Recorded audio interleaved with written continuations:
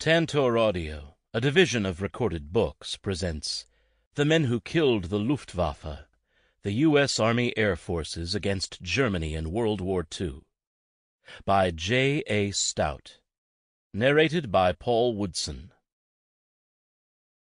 Preface. Spring 1934.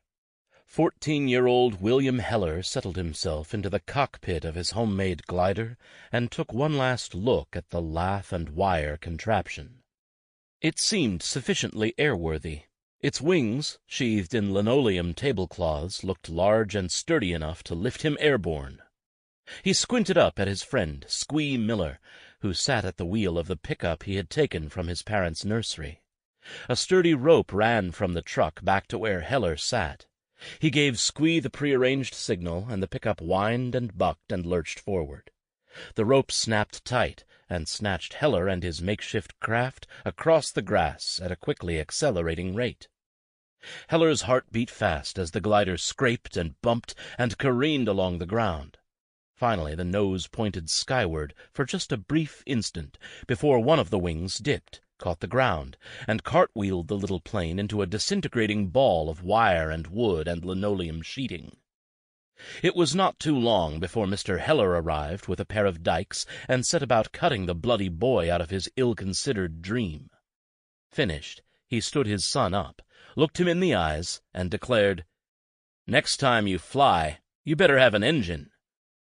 Heller would eventually fly with 4 engines, and rather than bump along a Pennsylvania cow pasture, he would deliver bombs deep inside Hitler's Germany, although none of them knew it that spring of 1934.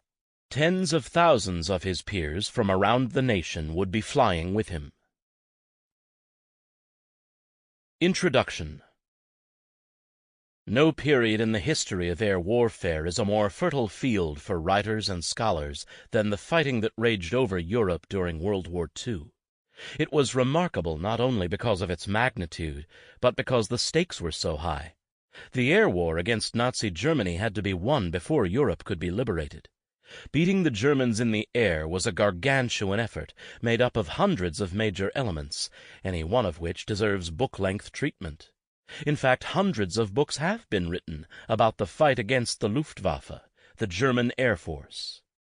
Capturing every component of that air war in a single work is impossible. There is simply too much material.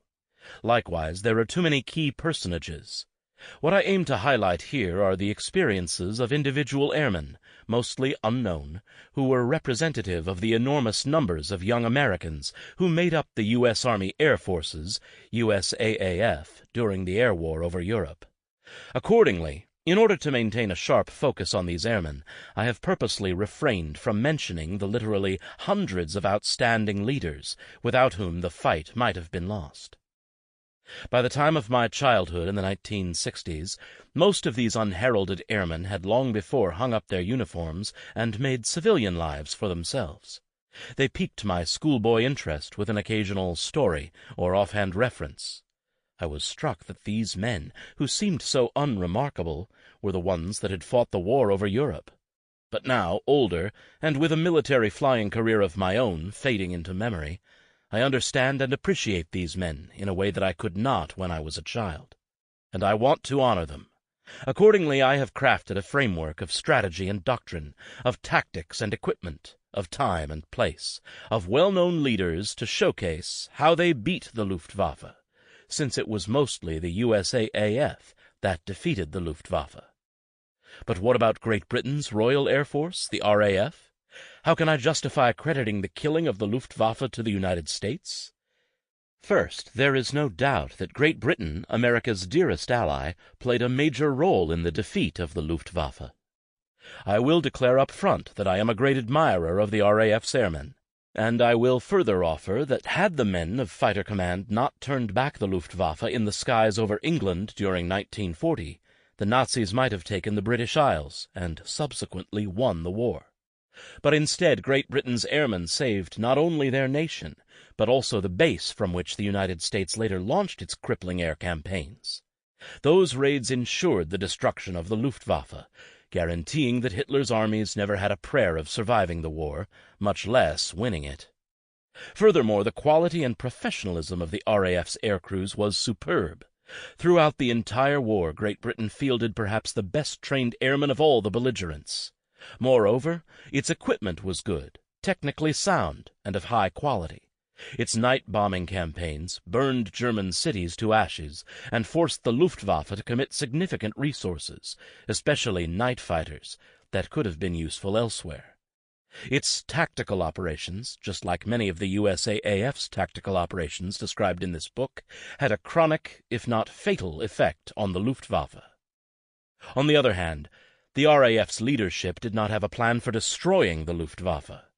Terror bombing aside, the most the RAF could hope to achieve beyond its own shores, certainly before the United States arrived in strength, was to establish local air superiority above a given battlefield. But even that never happened with certitude when it was really important.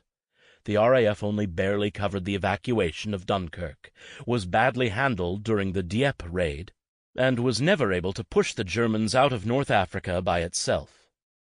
Bomber Command did take the war to Germany, but it did not put together an effective or coherent campaign to target the industries that supported the Luftwaffe.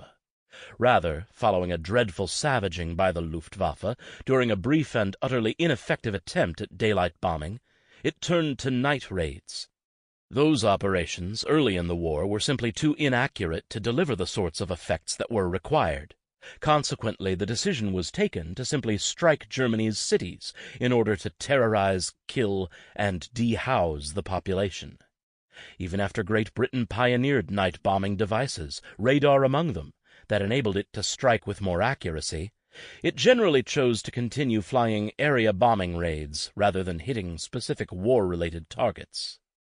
Accordingly, after the Battle of Britain, the RAF and the Luftwaffe never really engaged in anything more than a tit-for-tat series of engagements that did neither of them great harm. The RAF's day fighters and light bombers poked around the edges of the continent and fought small World War I-type duels against a few Luftwaffe fighter squadrons, while Bomber Command droned into Germany under the cover of darkness and dropped bombs on cities. The air war could have gone on forever. The Soviet Union's Red Air Force was even less effective. After the Luftwaffe nearly destroyed it in the first few months, the Soviets rebuilt it into a massive tactical air force that it used with little cleverness or skill. That being said, the Eastern Front was immense and did tie down a substantial portion of the Luftwaffe. Still, air operations between the Germans and the Soviets were tactical in nature, as the Red Air Force possessed no strategic equipment. On the other hand, the USAAF showed up to the fight intent on killing the Luftwaffe, which had to be accomplished before Europe could be retaken. The Americans had the strategy, will, equipment, and most importantly, the people to do the job. It took them fewer than 3 years. On July 2, 1942, the 8th Air Force had 3 combat aircraft in England. When Germany surrendered on May 8, 1945, the USAAF was operating more than 17,000 aircraft in Europe and the Mediterranean. That figure alone is impressive, but more extraordinary is the fact that the men, materiel, and infrastructure to operate those aircraft were mobilized and sent across the Atlantic in such a remarkably short period. Never before had such an air force been formed, trained, and fielded. It was made up of men who stepped into uniform when their nation called, and just as quickly stepped out when the need passed. Virtually none of them were military professionals. I have had the honor of talking with a few of them, the unsung eagles who made up the vast majority of the USAAF. Their efforts constituted the implementation of the grand plans created by the Allied leadership. President Franklin Roosevelt, together with Prime Minister Winston Churchill and Generals Hap Arnold and Karl Spaatz and Ira Eaker and their RAF counterparts, drafted plans to destroy the Luftwaffe. But they did not execute those plans themselves. Rather, they were carried out by hundreds of thousands of young men who flew, crewed, and serviced the planes. These accounts are not extraordinary because the men were special, but instead they are remarkable precisely because the men were not special. They were everyday people like you and me. This point was driven home every time I spoke with them. They made up a group of Americans that I might find anywhere, regardless of age or origin. The vast majority of these men were considerate, intelligent, and helpful. But I also encountered, just as I might anywhere, a couple of horses' asses and one or two liars. What was extraordinary was that the nation, the United States, was made up of people who not only had the resources and energy to create a military unlike any ever seen, but it was also a nation that offered young men who were willing to travel across the world to meet and defeat tyranny, just as their fathers had before them, and just as their sons and grandsons would do after them. This character, this willingness to commit to a great cause, knowing full well its fearful cost, is what has always been extraordinary. Chapter 1. Building an Air Force. It started with the President. When President Franklin Delano Roosevelt chaired the meeting of November 14, 1938, the United States was the greatest industrial nation on earth, yet possessed a military air arm that was little more than a hobby set. Certainly America had made great contributions to aviation, not least of which was the invention of powered flight. Americans had performed remarkable feats, including Charles Lindbergh's crossing of the Atlantic, and men like Billy Mitchell and Jimmy Doolittle had done much to advance the doctrine and technology of military air operations. But its own air arm, the U.S. Army Air Corps, badly lagged those of other great nations. Perhaps lagged is too kind a word. Compared to those being fielded by Germany, virtually all of the 1,600 aircraft operated by the Air Corps were a laughingstock. Even General Henry Hap Arnold, the chief of the Air Corps at the time, recalled the service's dismal state. Well, to be realistic, we were practically non-existent. On the other hand, Germany's Air Force, the Luftwaffe, numbered almost 3,000 increasingly modern types and was undergoing a considerable expansion. In fact, only a couple of months earlier, Lindbergh had warned that Hitler's Air Force was the strongest in the world in both quality and quantity, more powerful than the combined air forces of Britain, France, and the United States. In fact, the Luftwaffe was not quite so large, but it was big, modern, and growing. The U.S. Army Air Corps was not in such an abysmal state because its leaders wanted it that way, or because they were incompetent or ignorant. Rather, the United States was still in the bowels of the Great Depression, and its citizens did not want to pay for a world-class air force. It was not that the country could not afford one. Germany, Great Britain, and Japan had certainly built up substantial air arms while enduring the same decade of debilitating economic hardships. Instead, protected on both sides by vast oceans, most Americans did not see a large, expensive air force as an immediate imperative for their well-being. They felt no threat, and a substantial portion of the population, perhaps a majority, subscribed to the tenets of isolationism.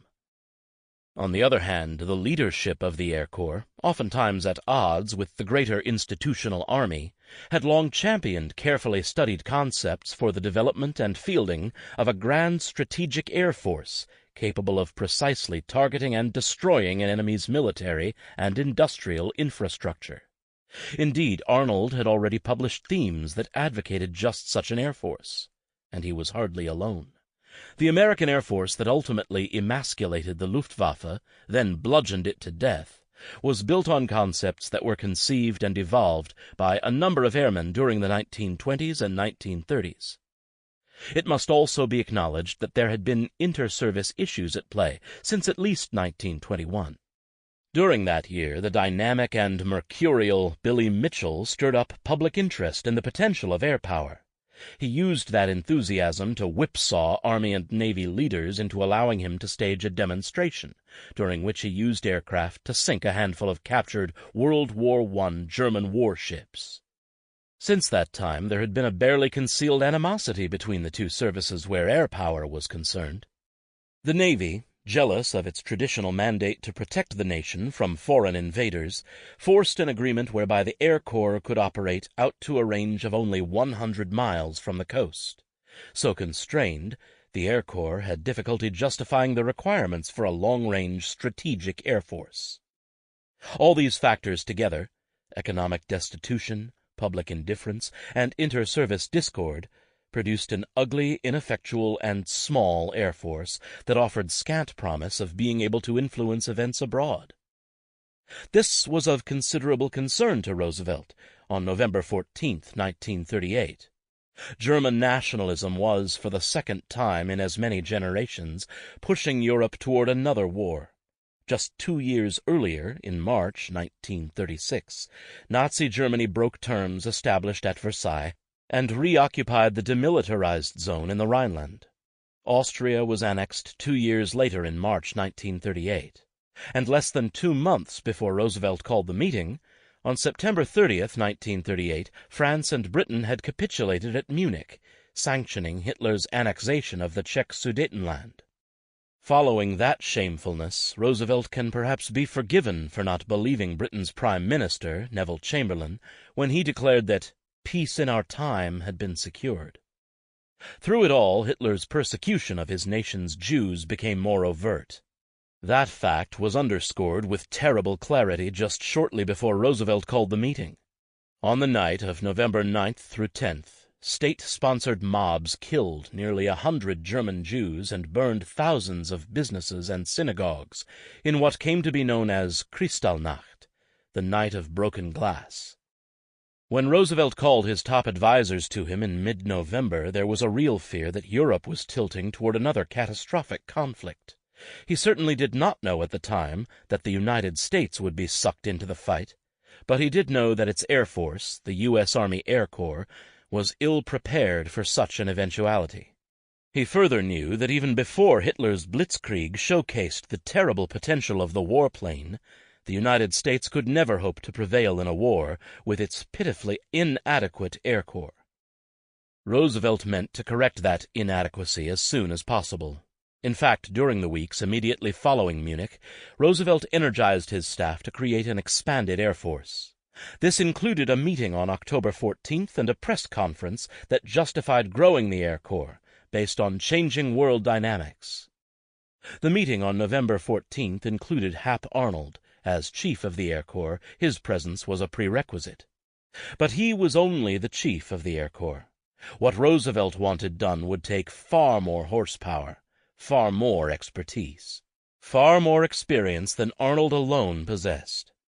Harry Hopkins, who headed the Works Progress Administration and was one of the president's staunchest and most stalwart lieutenants, also attended, as did Secretary of the Treasury Henry Morgenthau. Also present, among others of Roosevelt's most powerful men, were Lewis Johnson, the Assistant Secretary of War, Malin Craig, Chief of Staff of the Army, and Craig's eventual successor, George Marshall. What the President wanted was an unprecedented expansion of the U.S. Army Air Corps. Although he envisioned and desired a much larger organization, he was realistic about what Congress would fund. Still, what he actually proposed was much grander than what any air advocate at that time believed realistic. Specifically, Roosevelt called for 10,000 new aircraft to be built and delivered within 2 years. He directed that 8,000 of those machines be produced in existing factories and that 7 new government aircraft plants be built. 5 of those factories were to be mothballed for future use, while the other 2 were to be put to work immediately to produce the remaining 2,000 aircraft. Recall that the Air Corps possessed only 1,600 aircraft at that time. The President's men left the gate at full tilt. Roosevelt's direction was bold, but it was not detailed, and appeared to be almost naive. The Air Force that he outlined would be useless without the infrastructure and personnel to support and man it, yet he had said little on the subject. Consequently, Arnold and his staff went for broke. They took it upon themselves not only to do the planning required to produce the aircraft the President called for, but also to lay the groundwork needed to assemble all the pieces: personnel, airfields, training facilities, logistics pipelines, and other elements, to make the expanded Air Corps a viable force. Roosevelt was irate when the scheme for producing the 10,000 aircraft, together with all the components required to operate them, was presented. It was too expensive, and included provisions for much more than the aircraft he had asked for.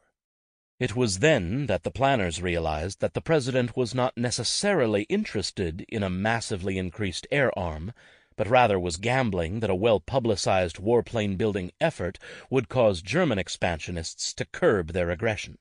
He wanted to cow them with numbers, rather than build a large air force that would not only be costly to build and staff, but would also require substantial budget outlays for maintenance and operations in the future. In fact, it became apparent that Roosevelt intended to mothball a good number of the aircraft he had requested and sell a considerable portion to Great Britain and France. To Roosevelt's way of thinking, it was better to have the British and French forestall the Germans with American equipment than it was to have the United States fight another European war. That notion was no doubt reinforced by British and French interest in American aircraft. Foreign money for large orders of aircraft would help finance the construction of American aircraft plants, while at the same time producing economies of scale that the U.S. government could later leverage in its favor. Arnold and many of Roosevelt's staffers did not agree with his line of thought. In the event that the United States was drawn into the war, the U.S. Army Air Corps would need every aircraft the nation could produce. In fact, they argued that the United States needed not just a strong air force, but a rejuvenated, dramatically enlarged, and modernized military across the board. This, the president's advisers insisted, was a prerequisite if the United States was to prevail in any military conflict. Roosevelt did not necessarily disagree with any of the arguments that were presented to him, but he had political factors to consider.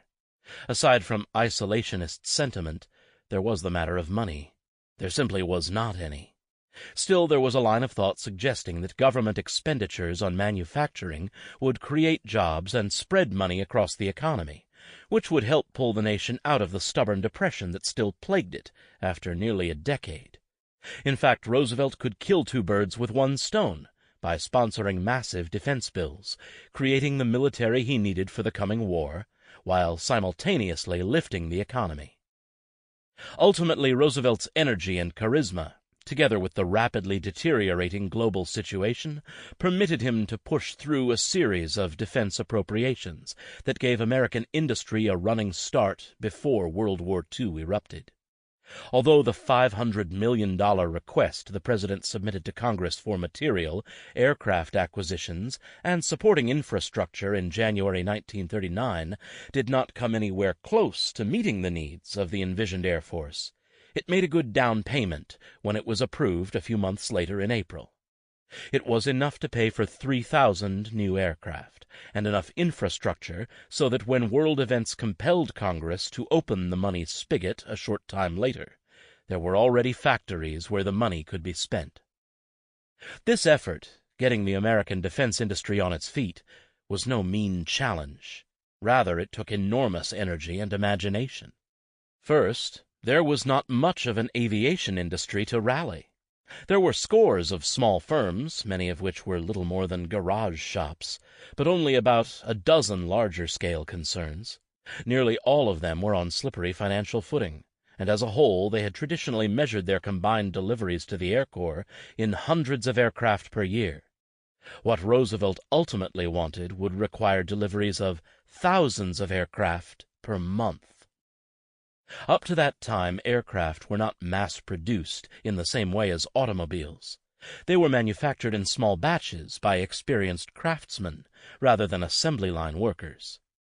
Those craftsmen counted themselves among the fortunate, since many of their peers, representing an enormous pool of talent, had been scattered by lack of work. Getting the right people back on the payrolls and getting them trained in the latest manufacturing techniques would take time and money. So, too, would expanding the production lines. Moreover, aircraft manufacturers existed to make money in what was a very uncertain business. For instance, Lockheed spent $761,000 to win the 1937 contract that ultimately produced the famous P-38 Lightning. However, the government award for the first prototype was only $163,000.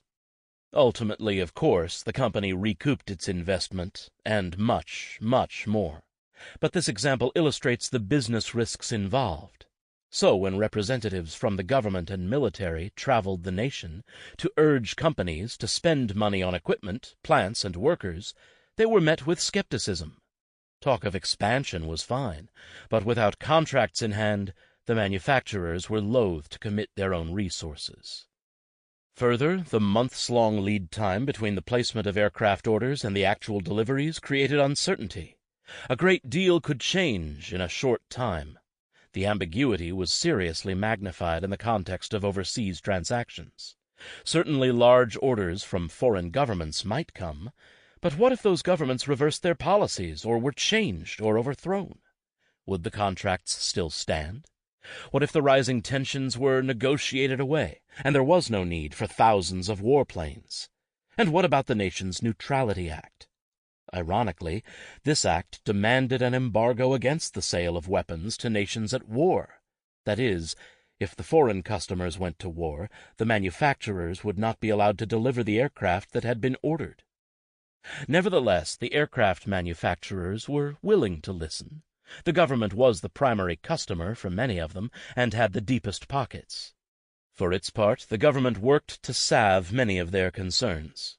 One welcome change was an assurance that they would not be forced into expensive competition with each other, but instead would be rewarded with profit margins of approximately 10%, as long as they met their contractual obligations. In fact, 2 orders totaling more than 1,100 B-26s were made right off the design table, even before the first example had flown. Ultimately, when the war started in Europe, the Neutrality Act was repealed, and the manufacturers were allowed to continue to sell their aircraft. Moreover, when foreign governments fell, the United States took delivery of the aircraft they had ordered, or brokered other deals that protected the manufacturers.